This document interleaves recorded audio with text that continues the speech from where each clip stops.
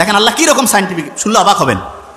আমাদের একজনের হাত, একজনের পা, একজনের চোখ, কান আপনি চাইলেই কেটে আরেকজনকে লাগাই দিতে পারবেন না, যে এটা আবার কেমন কথা? হ্যাঁ, আপনি চিন্তা করেন তো, এই যে কালা জাহাঙ্গীর, পিস্তল, রাইফেল, কত নামে অনেকজনকে পাওয়া যায় না? কারো হাত কেটে যদি আরেকজনের হাতে লাগাই দিলে যদি সেই লোকটা বাঁচত, যেরকম শয়তানি সরকার থাকে বিভিন্ন সময় দেশে, এদের যাদের হাত পার দরকার হয় সবাইকে নিয়ে যায়, বিশেষ করে মাদ্রাসার স্টুডেন্ট তো খুব পছন্দ ওদের, নিয়ে যায় হাত টাত কাটিয়ে আরেকজনের লাগাই দিত, ঠিক না? দেখেন আল্লাহ জানে যে এই মানুষ কি জাত, সেটা আল্লাহ তো ভালো করেই জানে। এই জন্য আল্লাহ এমন সিস্টেম করছে, হ্যাঁ আপনার হাত পা চোখ শরীরের বিভিন্ন অংশ ট্রান্সফার করা যাবে, ট্রান্সপ্লান্ট করা যাবে, কিন্তু সেটার জন্য টেস্ট করা লাগবে।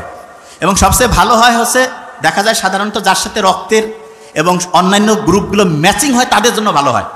তাই এটা সাধারণত আত্মীয় স্বজন, নিজের ফ্যামিলি বা কাছের সম্পর্কের যাতে তাদের ভালো হয়, অন্যরাও হইতে পারে, তবে টেস্ট না করে যদি লাগাই দেন, যেই লোকটা বাঁচার কথা ছিল 6 মাস, সে দেখা যাবে যে 6 সপ্তাহে মরে গেছে। বুঝতে পারছেন আমার কথা? দেখেন আল্লাহ কি সাইন্টিফিক্যালি অ্যারেঞ্জ করছে জিনিসটা। আল্লাহ বানাইছে এই শরীরটা।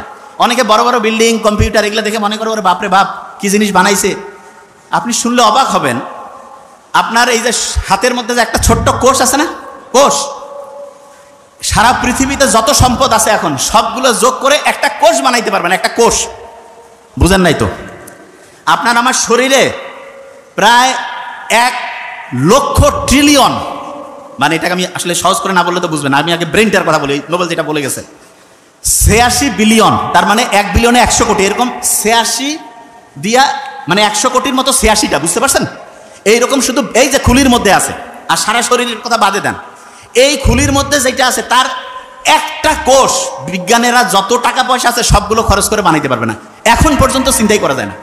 বিজ্ঞানীরা করছে যে না এটা হচ্ছে অটোমেটিক নেচার থেকে আসছে, কারণ আজ এটা বানাইতে পায় না, তখন কাজ এটার ব্যাখ্যা খুঁজে পাওয়া যাচ্ছে না।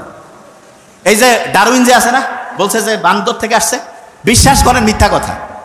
তাইলে এখন কমেন যে স্যার মিথ্যা কথা, তাইলে বইয়ে পত্রে যে পড়তেছি, ব্যাপারটা হচ্ছে কি বহু টাকা ওরা ওইটাতে ইনভেস্ট করে ফেলছে, এখন ওইটা যদি মার্কেটে না চলে তাহলে ওই টাকা এখন উঠাবে কেমন করি, এই জন্য করছে যে হ্যাঁ ওইটাই ঠিক আছে। কিন্তু সত্যি কথা বলতেছি, এখন পর্যন্ত একটাও প্রমাণ করতে পারে নাই যে সারা পৃথিবীতে মানুষ তৈরি হয়েছে বানর থেকে, কেউ প্রমাণ করতে পারে নাই। এমনকি ডারউইনের যে ওই পক্ষের যে বিজ্ঞানীরা ওরা করছে যে না এটা আসলে ঠিক না, কিন্তু মার্কেটে চলতেছে কেন? কারণ অনেক টাকা এখানে ইনভেস্ট করছে।